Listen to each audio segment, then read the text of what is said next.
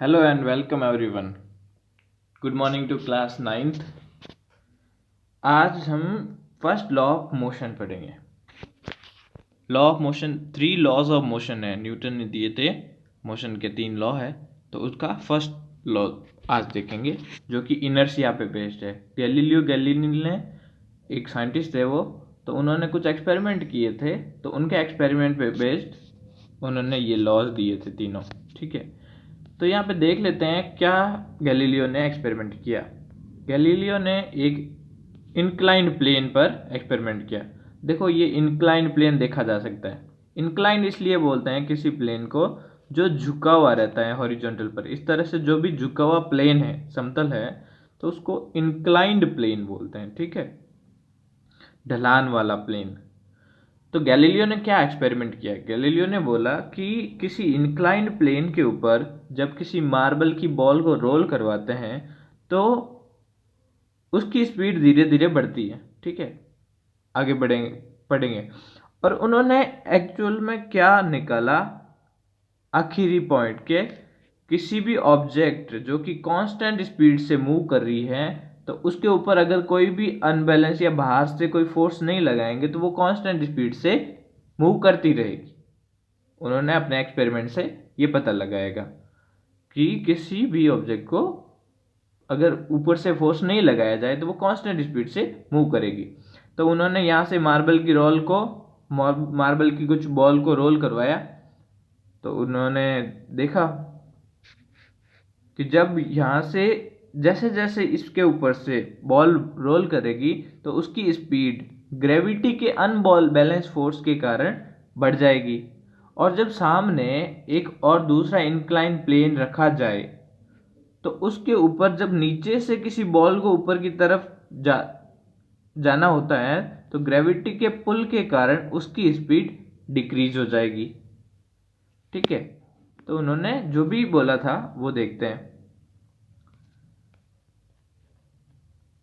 By observing the motion of object on an inclined plane, Galileo deduced that object move with constant speed when no force acts on them. Galileo ने बोला कि जब किसी भी object के ऊपर जो कि कांस्टेंट स्पीड से चल रहा है उसके ऊपर पीछे से कोई फोर्स नहीं लगाते हैं तो वो कांस्टेंट स्पीड से मूव करता रहेगा। He observed that the marble roll down an inclined plane, its velocity increases. जब उन्होंने ऑब्जर्व किया कि किसी इंक्लाइन प्लेन के ऊपर से किसी मार्बल को नीचे की तरफ रोल डाउन करवाते हैं ढलान से, तो उसकी जो वेलोसिटी है वो बढ़ेगी। यहाँ से रखेंगे तो वो नीचे आते आते उसकी स्पीड बढ़ जाएगी।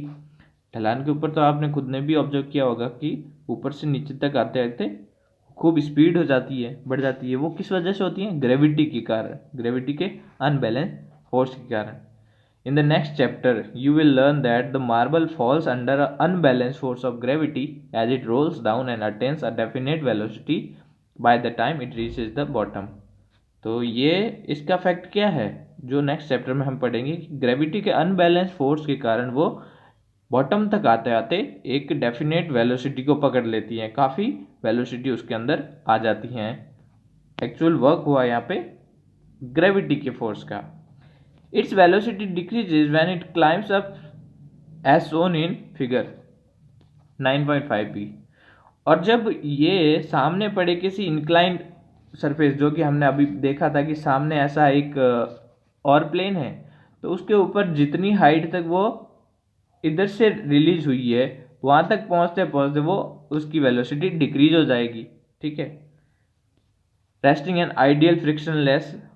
और जो 9.5c है उसके अंदर क्या दिखा रहा है? मार्बल एक आइडियल कंडीशन के ऊपर पड़ा हुआ है जो दोनों तरफ से कैसा है? इंक्लाइंड प्लेन है, दोनों तरफ से, इधर भी इंक्लाइंड इधर भी इंक्लाइंड है। तो इस तरफ से जब किसी बॉल को यहाँ पे रोल डाउन करवाएंगे तो ये सामने जाके यहाँ तक चली जाएगी। जितनी हाइट से ये छोड़ी जाएगी उतनी हाइट तक वो पहुंच जाएगी। ठीक है, लेकिन कंडीशन क्या है कि इधर से भी इंक्लाइंड जो एंगल है वो दोनों बराबर होना चाहिए, दोनों का जो झुकाव है वो बराबर होना चाहिए। तो Galileo argued that when the marble is release from left it would roll down the slope and go up to the opposite side of the same height from which it was release. तो हमने जो अभी discuss किया था कि उन्होंने observe ऐसा किया कि लेफ्ट साइड से जब किसी मार्बल की बॉल को रिलीज करते हैं तो वो नीचे आके इतनी स्पीड पकड़ लेती हैं कि राइट साइड के अंदर जो इंक्लाइन प्लेन है वहाँ पर जितनी ऊंचाई से, जितनी हाइट से इसको छोड़ा गया था उतनी हाइट पर जाके रुक जाएगी। ठीक है। If the inclination of the plane on both sides are equal, then the marble will climb the same distance that it covered while rolling down। देखो, लेकिन कंडीशन क्या होगा कि इंक्लिनेशन का जो एंगल है वो बराबर होना चाहिए, दोनों तरफ का उनका झुकाव बराबर होना चाहिए। If the angle of inclination of the right side plane were gradually decreased, then the marble would travel further distance till it reached the original height। देखो, एक तरफ तो जो इंक्लिनेशन है वो ज़्यादा है, झुकाव ज़्यादा है, हाइट ज़्यादा है, और दूसरी तरफ थोड़ा सा कम हो गया, कम हो गया, कम हो गया, कम होता जाता है। तो जैसे जैसे हम उसकी हाइट को, उसके एंगल को डिक्रीज करेंगे, उनके झुकाव को डिक्रीज करेंगे, तो वो और ज़्यादा डिस्टेंस तक जाना शुरू हो जाएगा। ठीक है। If the right side plane, जो राइट साइड वाला इस तरफ वाला प्लेन है, were ultimately made the horizontal, that is the slope is reduced to 0, the marble would continue to travel for ever trying to reach the same height that it was release from. देखो, एक तरफ तो यहाँ पे incline रखा और दूसरा plane के बराबर कर दिया, हॉरिजॉन्टल जो राइट साइड वाला था उसको नॉर्मल कंडीशन के अंदर हॉरिजॉन्टल लेके आ गए। तो यहाँ से जब हम किसी मार्बल को रोल करेंगे तो वो सीधे चलती जाएगी, चलती जाएगी, चलती जाएगी। The unbalance force on the marble in this case are 0। Galileo ने ये बोला कि मार्बल की ये जो बॉल है, जब एक तरफ से लेफ्ट हैंड साइड के अंदर तो कुछ एंगल पर झुकी हुई है, इंक्लाइन है, लेकिन राइट हैंड साइड के जो इंक्लाइन प्लेन को हॉरिजॉन्टल कर दिया जाए तो वो उसको रिलीज करने के बाद वो चलती रह जाएगी कांस्टेंट स्पीड से हमेशा की तरफ। ठीक है। और तब तक चलती जाएगी जब तक कि उसकी जो ये नॉर्मल हाइट है उसको मिल नहीं जाती, क्योंकि इस तरफ जब इसके बराबर हाइट थी वहां पर पहुंचकर ये रेस्ट की पोजीशन में आ जाती थी। तो अब ये चलती जाएगी जब तक कि उसको ये हाइट नहीं मिल जाती। ठीक है। और उसके ऊपर जो अनबैलेंस फोर्स लग रहा है वो कैसा होगा? 0 होगा। It thus suggests that an unbalanced external force is required to change the motion of the marble, but no net force is needed to sustain the uniform motion of the marble। तो इस तरह से Galileo ने एक conclusion निकाला। क्या बोला उन्होंने? कि किसी भी ऑब्जेक्ट को मोशन में लाने के लिए अनबैलेंस फोर्स की आवश्यकता होती है। ठीक है।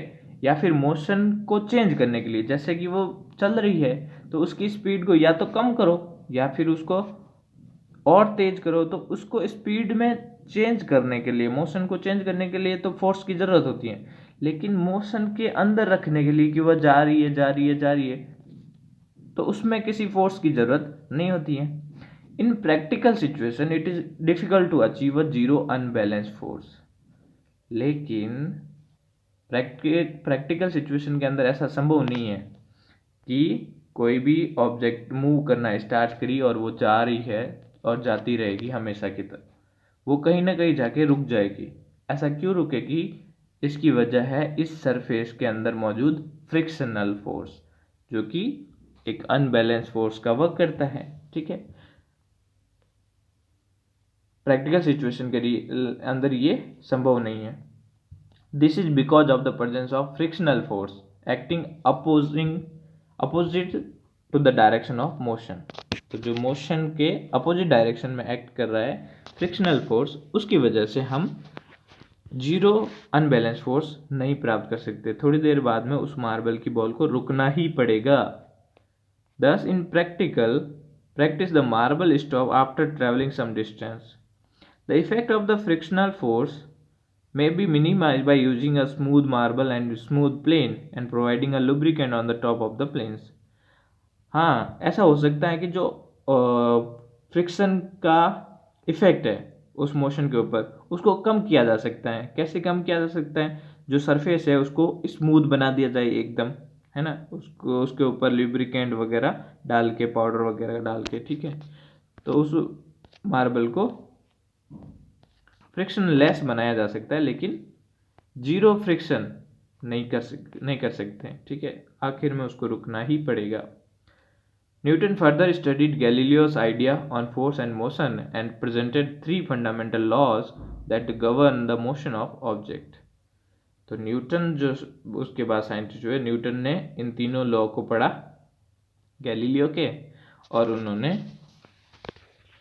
मोशन के 3 फंडामेंटल लॉज दिए। These 3 laws are known as Newton's law of motion, और इन मोशन को उन लॉज को न्यूटन के मोशन के लॉ बोला जाता है। The first law of motion is stated as, जो पहला लॉ है वो क्या है? एन ऑब्जेक्ट, इंपॉर्टेंट, और इसको हेड से कर लेना, अंडरलाइन कर लेना। An object remains in a state of rest और a uniform motion in a straight line unless compelled to change that state by an applied force. कोई भी ऑब्जेक्ट स्टेट जैसे कि उसकी स्टेट है, या तो रेस्ट की स्टेट है या फिर यूनिफॉर्म मोशन की स्टेट है, तो वो उसी अवस्था में रहेगी जब तक कि उसके ऊपर कोई अनबैलेंस फोर्स नहीं लगा दिया जाए। जैसे यहाँ पे कोई ऑब्जेक्ट पड़ी है तो वो पड़ी रहेगी रेस्ट के अंदर, या फिर कोई मूव कर रही है तो मूव करती रहेगी जब तक कि उसके अंदर, उसके पीछे से कोई फोर्स नहीं लगाया जाए। जब फोर्स लगाते हैं तो या तो उसकी स्पीड बढ़ेगी, सामने से लगाएंगे तो स्पीड घट जाएगी, और रेस्ट के अंदर है तो वो रेस्ट में ही रहेगी जब तक कि फोर्स नहीं लगाते, ठीक है। In other words, all object resist a change in their state of motion. जितने भी ऑब्जेक्ट हैं वो अपनी स्टेट ऑफ मोशन को चेंज करने का विरोध करते हैं, कि वो अगर रेस्ट में रहेगी तो रेस्ट में ही रहना पसंद करेगी, ठीक है, और अगर मूव कर रही है तो मूव करना ही पसंद करेगी। वो उसको या तो स्पीड को बढ़ाना या घटाना पसंद नहीं करती हैं, ठीक है। अगर फोर्स लगा के ज़बरदस्ती फोर्स लगा के चेंज करते हैं तो कर सकते हैं। In a qualitative way, the tendency of undisturbed object to stay at rest और to keep moving with the same velocity is called inertia. और जो ये उनकी क्वालिटी होती है कि उसी स्टेट में रहना, रेस्ट की पोजीशन में है तो रेस्ट में रहना, और मोशन कर रही है तो मोशन में रहना, ये ऑब्जेक्ट की हमेशा चलते रहने की जो टेंडेंसी है उसी को बोलते हैं इनर्शिया, ठीक है। अगर मूव कर रही है तो मूव करते रहना, और रेस्ट में तो रेस्ट में ही रहना, तो इस टेंडेंसी को, इस ऑब्जेक्ट की क्वालिटी को क्या बोलते हैं? इनर्शिया बोलते हैं। अगर तुमको पूछे इनर्शिया क्या है, तो इनर्शिया ऑब्जेक्ट की एक क्वालिटी है जो उनको रेस्ट में है तो रेस्ट में रहने को मजबूर करती है, और अगर मूव कर रही है तो वो मूव करने को मजबूर करती है, ठीक है। मजबूर करती है, उनकी क्वालिटी है कि वो रहते हैं। This is why the first law of motion is also known as the law of inertia. तो अगर पूछे फर्स्ट लॉ ऑफ मोशन को और क्या बोलते हैं, तो इसको लॉ ऑफ इनर्शिया बोलते हैं। Certain experience that we come across while traveling in a motor car can be explained on the basis of the law of inertia। और ये कुछ एग्जाम्पल हैं जो कि हम आम जिंदगी में एक्सपीरियंस करते हैं, अनुभव करते हैं। जब हम किसी मोटर कार से या बस से ट्रैवल करते हैं तो हमारे सामने ऐसे आते हैं एग्जाम्पल्स। क्या है वो? We tend to remain at rest with respect to the seat until the driver applies a braking force to stop the motor car. जब हम कार के अंदर मूव कर रहे हैं, चल रहे हैं, कार के अंदर कहीं जा रहे हैं, तो सीट के ऊपर तब तक वैसे ही रहेंगे, नॉर्मल पोजीशन, कार चलती रहेगी कांस्टेंट स्पीड से। लेकिन अचानक कुछ सामने आ जाए और उसको ब्रेक लगाना पड़ जाए तो फिर हमारी बॉडी आगे की तरफ झुक जाएगी, क्योंकि हम चाहते हैं कि हमारी बॉडी वहीं रहे। तो हमारी बॉडी तो नॉर्मल स्पीड से मूव कर रही थी, साथ साथ में कार की स्पीड के साथ में मूव कर रही थी, लेकिन कार एकदम रुक गई, लेकिन हमारी बॉडी फिर भी मूव करेगी, तो बॉडी आगे की तरफ झुक जाएगी लेकिन कार रुक गई, ठीक है। तो ये अचानक से ऐसा होता है। With the application of brake the car slow down. Car तो ब्रेक लगाते ही धीमी पड़ जाएगी, but our body tends to continue in the same state of motion because of its inertia. लेकिन जो हमारी बॉडी है वो बॉडी कार के साथ साथ मूव कर रही थी उसी डायरेक्शन में, तो वो उसी डायरेक्शन में मूव करते रहना चाहती है, तो इसलिए वो आगे की तरफ झुक जाती है अचानक से। A sudden application of brakes may thus cause injury to us. और ये जो अचानक से जो ब्रेक लगता है वो हमें चोट भी लगा सकता है आगे जाके।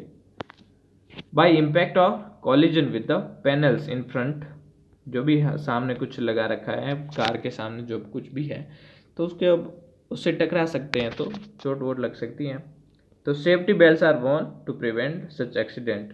तो इसीलिए बोला जाता है कि जब भी कार वगैरह में बैठो तो बेल्ट वगैरह लगा दो, सीट बेल्ट वगैरह लगा के रखो, ताकि आगे अगर इमरजेंसी में ब्रेक वगैरह लगाना पड़ जाए तो भी आपको कुछ प्रॉब्लम नहीं हो। Safety belt exert a force on our body to make the forward motion slower. तो जो सेफ्टी बेल्ट है वो हमें कभी ब्रेक लग जाए तो आगे झुकने से बचाता है, वो हमको पीछे की तरफ कवर करके रखता है, ठीक है। N opposite experience is encountered when we are standing in a bus and the bus begin to move suddenly। देखो दूसरा इसका जो अपोजिट है, जैसे कि रेस्ट की पोजीशन में है बस और हम उसके अंदर खड़े हैं बस के अंदर, और बस अचानक से चलना शुरू होती है, तो हम क्या चाहते हैं कि वो खड़े रहें,